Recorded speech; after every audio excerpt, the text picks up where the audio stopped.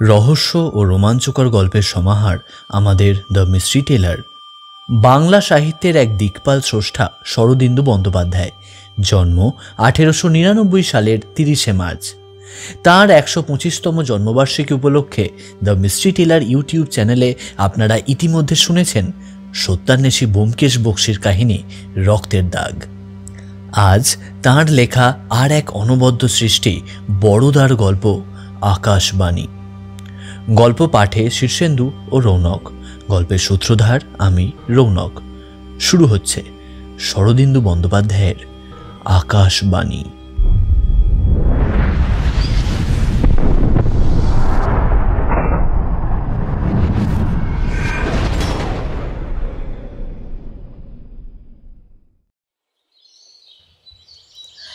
ক্লাবের বারান্দায় আমরা কয়েকজন নীরবে বসে ধূমপান করছিলাম। ফাগুন মাসের অপরূপ একটি সন্ধ্যা যেন বাতাসে গোরচনার স্নিগ্ধ শিকড় কণা ছড়াচ্ছিল। এমন সন্ধ্যায় বড়দার মুখেও ভূতের গল্প বন্ধ হয়ে গিয়েছিল। সে গুনগুন করে একটি প্রেমের গান ভাঁজছিল, যৌবনে নিকুঞ্জে গাহে পাখি। এমন সময় সুধাংশু এসে দেখা দিল। সুধাংশু আমাদের বন্ধু না হলেও এতদিন ক্লাবের সভ্য ছিল না, সম্প্রতি হয়েছে।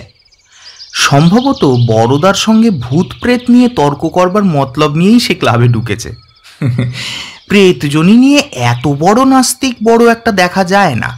বড়দার সঙ্গে চোখাচোখি হলেই তার মুখ লড়াইয়ে মেড়ার মতো ঝুঝুৎসু ভাব ধারণ করত। তারপর দুজনের মধ্যে যে তর্ক আরম্ভ হতো, তার তুলনা খুঁজতে হলে রামায়ণ মহাভারতের শরণাপন্ন হতে হয়। কিন্তু আজ লক্ষ্য করলাম সুধাংশুর সে তেজ নেই। মুখখানা কেমন যেন ফ্যাকাশে। মনের মধ্যে সে যেন বড় রকম ধাক্কা খেয়েছে। অমূল্য জিজ্ঞাসা করল, হে সুধাংশু, কেন পাংশু বদন তোমার? সুধাংশু উত্তর দিল না, সোজা বড়দার সামনে গিয়ে দাঁড়ালো। কিছুক্ষণ তার মুখের পানে চেয়ে থেকে গাঢ় স্বরে বলল, ভাই বড়দা, পায়ের ধুলো দাও। বলেই তার পায়ে হাত ঠেকিয়ে মাথায় স্পর্শ করল। আমরা সকলে হাঁ করে রইলাম। এমন কাণ্ড জীবনে দেখিনি। বড়দাও ভ্যাবাচাকা খেয়ে গিয়েছিল। সুধাংশু হাত ধরে পাশের চেয়ারে বসাতেই সে বলে উঠল, তোমার কাছে ক্ষমা চাইছি।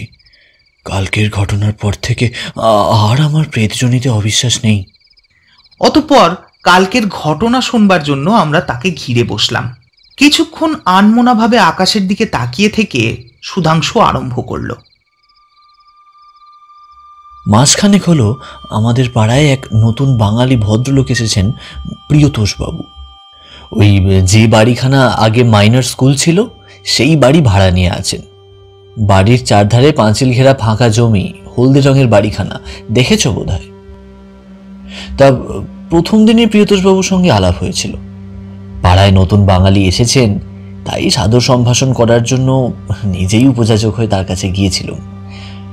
বছর 45 বয়সের একটি শৌখিন গোছের ভদ্রলোক।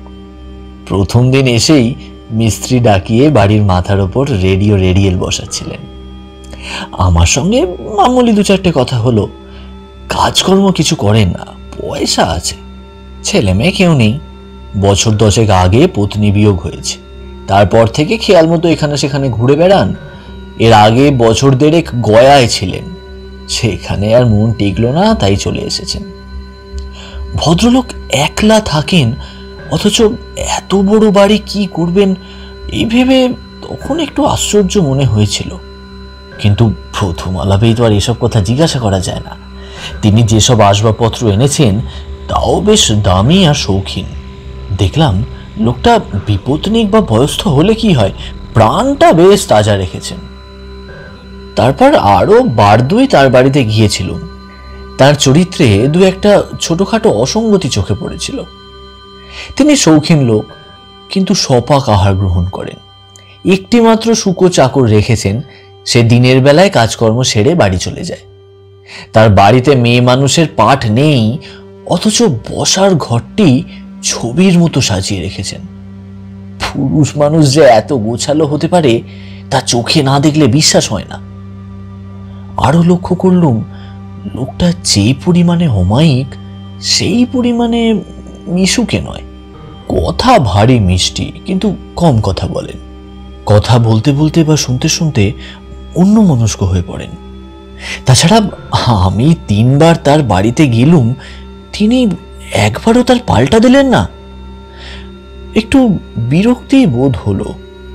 সন্দেহ হলো তিনি হয়তো মনে করেন তাকে বড় লোক মনে করে আমি তার মোসাহেবি করবার চেষ্টা করছি। যাওয়া বন্ধ করে দিলুম। তারপর পথে ঘাটে মাঝে মধ্যে দেখা হতো, এই পর্যন্ত। এইভাবে 3 হপ্তাহ কেটে গেল। প্রিয়তোষবাবু সম্বন্ধে যখন মনটা প্রায় নির্লিপ্ত হয়ে এসেছে, এমন সময় তার নামে কয়েকটা কথা কানে এলো। এইসব খবর মেয়েদের কানেই আগে পৌঁছায়। আমার স্ত্রী খবরটা দিলেন, প্রিয়তোষবাবু নাকি সুবিধের লোক নন। রাত্রি 10টার পর তার বাড়িতে নাকি মেয়ে মানুষের গলার আওয়াজ পাওয়া যায়। পাড়ার কেউ কেউ নাকি শুনেছে। এমন কিছু অসম্ভব কথা নয়। মনটা খুঁতখুত করতে লাগলো। প্রিয়তোষবাবুকে যেটুকু দেখেছিলুম তাতে তাকে লম্পট দুশ্চরিত্র বলে মনে হয়নি। তবু কিছুই বলা যায় না। যাদের সারা জীবন ধরে দেখছি তাদেরকেই চিনতে পারলুম না, আর প্রিয়তোষবাবুর চরিত্র এক নজরে চিনে নেব, এত অহংকার আমার অন্তত নেই। তাছাড়া সত্যি হোক বা মিথ্যে হোক, এ বিষয়ে আমার করবার তো কিছুই নেই। করবার মধ্যে বৈঠকখানায় বসে মুখরোচক জল্পনা করতে পারি মাত্র। অন্তত তখন তাই মনে হয়েছিল। কাল সকালবেলা পাড়ার ছোকরা দলের চাই ভূতো আমার সঙ্গে দেখা করতে এলো। ভূতো ডাকাবুকো ছেলে, মনের মধ্যে মারপ্যাঁচ নেই, মেজাজ কড়া। সে এসেই প্রিয়তোষবাবুর কথা তুলল। শুনেছেন বোধহয়? দেখলুম ভূতোর মন আমাদের মতো নির্লিপ্ত জল্পনাপ্রবণ হয়ে ওঠেনি। কুণ্ঠিতভাবে স্বীকার করতে হলো, কিছু কিছু শুনেছি বই কি। ভূতো টেবিলের ওপর কিল মেরে বলল, আরে এরকম লোক পাড়ায় রাখাই যেতে পারে না। ছেলেরা বলছে একদিন ধরে দুঘা দেওয়া যাক, তাহলেই পালাবে। ভূতো আর তার দল বয়সে আমাদের চেয়ে অনেকটাই ছোট, কিন্তু মনে মনে তাদের বাহুবলকে সম্ভ্রম করি। তবু ক্ষীণ আপত্তি করে বললাম, মানে শুধু কানাঘুষোর ওপর এতটা বাড়াবাড়ি করা কি ঠিক হবে? বরং এই কথাটা সত্যি কিনা ভালোভাবে যাচাই করে যা হয় করা উচিত। ভূতো বলল, আহা বেশ তো, আপনিই যাচাই করুন। অতঃপর ভূতোর সঙ্গে পরামর্শ করে ঠিক হলো রাত্রে গিয়ে প্রিয়তোষবাবুর বাড়িতে আড়ি পাতা। কাজটা মোটেই রুচিকর হলো না, কিন্তু একটা লোককে উত্তম মধ্যম দেবার আগে তার অপরাধ সম্বন্ধে নিঃসংশয় হওয়া ভালো। রাত্রি 10:30টার পর খাওয়া দাওয়া সেরে রবারসোল জুতো পায়ে দিয়ে বেরুলুম। স্ত্রীকে বলে গেলুম, ফিরতে হয়তো দেরি হবে, ঘুমিও না। দিল্লি থেকে ফিল্মি গান দিচ্ছে রেডিওতে, তাই শুনো। প্রিয়তোষবাবুর ফটকের সামনে ভূতোর সঙ্গে দেখা হলো। ভূতোটা এমন গোয়ার, জুতো পরে এসেছে যার আওয়াজ 1.5 মাইল দূর থেকে শোনা যায়। তাকে বললুম, আরে ও জুতো পরে তোমার ভেতরে যাওয়া চলবে না, শিকার ভড়কে যাবে। সে বললে, আচ্ছা বেশ, আমি বাইরে পাহারায় রইলুম, ঠিক আছে। রাস্তা তখন নির্জন হয়ে গেছে। প্রিয়তোষবাবুর বাড়ি অন্ধকার। ফটক পার হয়ে পা টিপে টিপে চললুম। বাড়ির সামনাসামনি এসে সদর দরজার মাথার ওপর খিলেনের কাঁচের ভেতর দিয়ে একটু আলো চোখে পড়ল। ঘরের দরজা জানলা সবই বন্ধ, কিন্তু ভেতর থেকে একটা একটা অস্পষ্ট গুঞ্জন আসছে, যেন কারা খাটো গলায় কথা বলছে। আমার বুকের ভেতর একবার তুরতুর করে উঠল, কারণ পরের বাড়িতে চোরের মতো আড়ি পাতার অভ্যেস আমার কোনো কালেই নেই। যদি ধরা পড়ি তাহলে কি বলবো তার একটা খসড়া মনে মনে মকশ করে রেখেছিলুম, কিন্তু স্নায়ুর কম্পন তাতে থামল না। যা হোক, অপ্রীতিকর কর্তব্য যখন করতেই হবে তখন দ্বিধা করে লাভ নেই। বাড়ির সামনে এক ফালি খোলা বারান্দা, তারপর বৈঠকখানার ঘর। যতদূর সম্ভব নিঃশব্দে বৈঠকখানার বন্ধ দরজার সামনে গিয়ে দাঁড়ালুম। একটু একটু করে হাওয়া দিচ্ছিল, ফাল্গুন রাতের হাওয়া, ঠান্ডা আর মোলায়েম। এমন কিছু বুড়ো হইনি। মনে হলো এমন রাত্রে কোনো প্রণয়ের ঘরে গুপ্তচর বৃত্তি করা একটা অপরাধ, তা হোক না সে অবৈধ প্রণয়। কিন্তু সে যাক, ওটা মনের ক্ষণিক দুর্বলতা মাত্র। ঘরের মধ্যে দুজন লোক কথা কইছে, বেশ সহজ গলাতেই কথা কইছে। একজনের গলা চিনতে কষ্ট হলো না, নিঃসন্দেহে প্রিয়তোষবাবু। অন্য গলাটি, হ্যাঁ, স্ত্রীলোকেরই বটে। মিষ্টি ভারী গলা, কিন্তু কিন্তু ঠিক যেন স্বাভাবিক নয়। এসরাজের তারের আওয়াজের মতো একটা একটা ধাতব ঝংকার আছে। কান পেতে শুনতে লাগলুম। গলার আওয়াজ বেশ স্পষ্টই শোনা যাচ্ছে, কিন্তু কথাগুলো ঠিক ধরতে পারছি না। একবার মনে হলো প্রিয়তোষবাবু কবিতা আবৃত্তি করছেন। তারপর কিছুক্ষণ কথাবার্তা অস্পষ্ট হয়ে গেল। দোরের কাছে কান নিয়ে গিয়ে শুনবার চেষ্টা করলুম। কথাবার্তার সুর বদলে গেছে, মান অভিমানের পালা চলছে। মনে হলো মেলি গলায় কেউ বলছে, যাও, তোমার সঙ্গে কথা কইব না, আর আসবো না। কেন তুমি আমার মনের মধ্যে শুধু বিস্ময় নয়, আতঙ্কও জমা হয়ে উঠেছিল। কারণ মেলি গলাটা কেবল বাঙালি মেয়ের গলাই নয়, শিক্ষিত মার্জিত বাঙালি মহিলার গলা। মনে মনে ঘেমে উঠছিলাম আর ভাবছিলাম কে হতে পারে।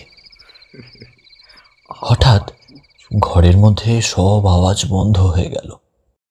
প্রায় 10 সেকেন্ড আর কোনো শব্দ নেই। তারপর একটা সুমিষ্ট ব্যঙ্গ হাসি উচ্ছ্বসিত হয়ে উঠল।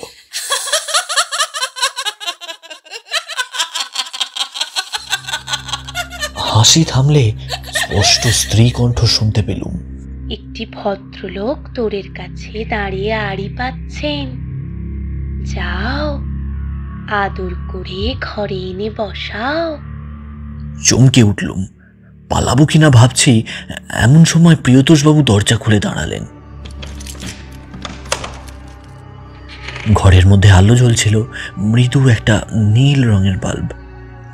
দেখলুম প্রিয়তোষবাবুর মুখে বিরক্তি এবং ক্ষোভ মাখানো রয়েছে বটে, কিন্তু অবৈধ প্রণয় ধরা পড়ার লজ্জা সেখানে লেশ মাত্র নেই। তিনি বললেন, আসুন। একরকম অসাড়ভাবেই ঘরে ঢুকলুম। ঘরের মধ্যে কিন্তু আর কেউ নেই। মেলি গলার অধিকারিণী কোথায় অদৃশ্য হয়ে গেছে। কেবল ঘরের একপাশে রেডিও সেটের ভেতর থেকে আলো বেরোচ্ছে, যেন প্রিয়তোষবাবু এতক্ষণ বসে রেডিও শুনছিলেন, যন্ত্রটা বন্ধ না করেই দরজা খুলতে এসেছেন। প্রিয়তোষবাবু যদি আমার সঙ্গে রূঢ় আচরণ করতেন তাহলেও আমি একটু জোর পেতাম, কিন্তু তিনি এতই ভদ্রভাবে আমাকে রেডিওর কাছে বসতে বললেন যে আমার মুখে আর কথা জোগালো না। তিনি নিজের মুখের ওপর একবার হাত চালিয়ে ধীরভাবে প্রশ্ন করলেন, কিছু দরকার আছে কি? আমি উত্তর দেওয়ার আগেই সেই ব্যঙ্গ হাসি আমার কানের কাছে আবার ঝংকার দিয়ে উঠল।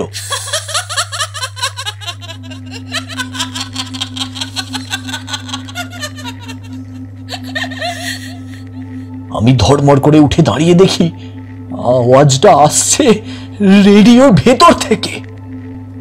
তারপরই কথা শুনতে পেলুম, বিদ্রুপ ভরা তীক্ষ্ণ কণ্ঠের আওয়াজ, দরকার আছে বই কি, তুমি কার সঙ্গে কথা কইছো তাই চুরি করে শুনতে এসেছেন। সবাই রেডিওর কাছ থেকে সরে এলুম। মাথার চুল বোধহয় খাড়া হয়ে উঠেছিল, গায়েও কাঁটা দিয়েছিল। বিহ্বলভাবে জিজ্ঞাসা করলুম, এ কি, কে কথা কয়েছে প্রিয়তোষবাবু? প্রিয়তোষবাবু একবার চোখ তুলে আমার মুখের পানে চাইলেন, তারপর মাথা নিচু করে আস্তে আস্তে বললেন, আমার স্ত্রী। আপনার স্ত্রী?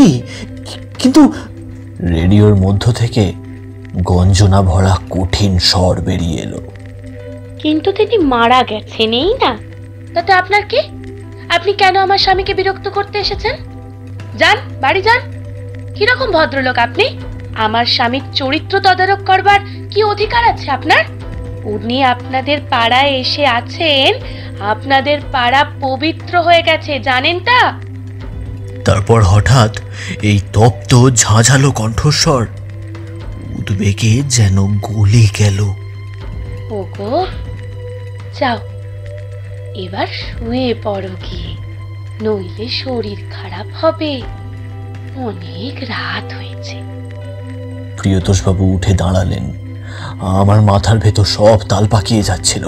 নেহাত গ্রাম্য লোকের মতো বললুম, কিন্তু কিছুই যে বুঝতে পারছি না, রেডিওর ভিতর থেকে। ক্লান্ত স্বরে প্রিয়তোষবাবু বললেন, রেডিওতে আমার স্ত্রী রোজ এই সময় আমার সঙ্গে কথা কন। তার মৃত্যুর পর থেকেই এমনই হয়ে আসছে। আমার জীবনের এই একমাত্র সম্বল। উনি সংসার চালান, উনি সব কিছু করেন, আমি শুধু ওর কথা মতো কাজ করে যাই।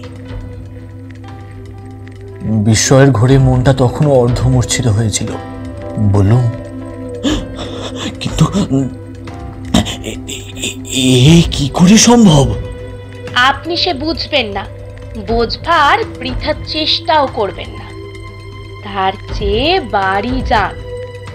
আপনার স্ত্রীর বুকের ব্যায়ামও আছে না? ভালো চান তো শিগগির বাড়ি যান। শেষের দিকের কথাগুলো ভয়ঙ্কর গম্ভীর হয়ে উঠল। সেই যে সাধু ভাষায় বলে, বেত্রাহত কুকুর, ঠিক সেইভাবে প্রিয়তোষবাবুর বাড়ি থেকে বেরিয়ে নিজের বাড়ি মুখ দৌড়তে আরম্ভ করল। পথে ভূত বোধহয় সঙ্গ নিয়েছিল, কিন্তু সেটা জাগ্রত চেতনার কথা নয়, আবছায়া একটা অনুভূতি মাত্র।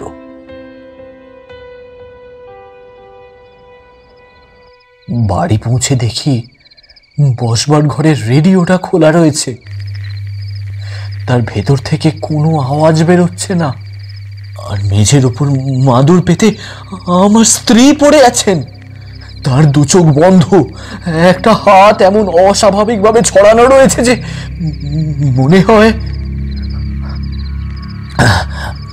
মনের অবস্থা বুঝতেই পারছো। প্রায় তার ঘাড়ের ওপর আছড়ে পড়লাম। তিনি ধর্মর করে উঠে বসে বললেন, এলে? আমার একটু তন্দ্রা এসে গিয়েছিল। রেডিওর মধ্যে থেকে তরল কৌতুকের হাসি এসরাজের ধাতব মূর্ছনার মতো বেরিয়ে এলো।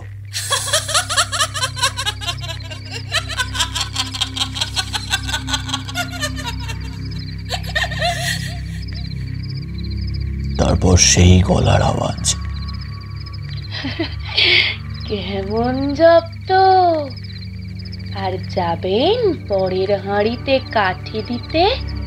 স্বামী স্ত্রীর কথা চুরি করে শুনতে গিয়েছিলেন, তাই একটু ভয় দেখালু। আর কখনো এমন কাজ করবেন না।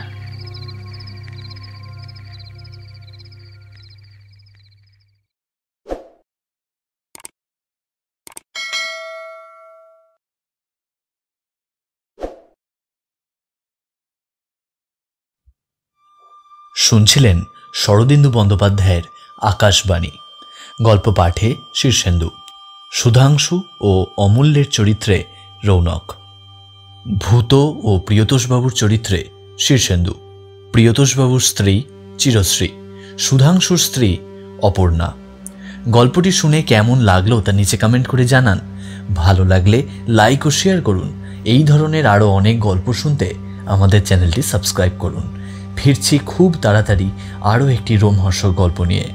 আমাদেরকে সাপোর্ট করার জন্য আপনাকে অসংখ্য ধন্যবাদ।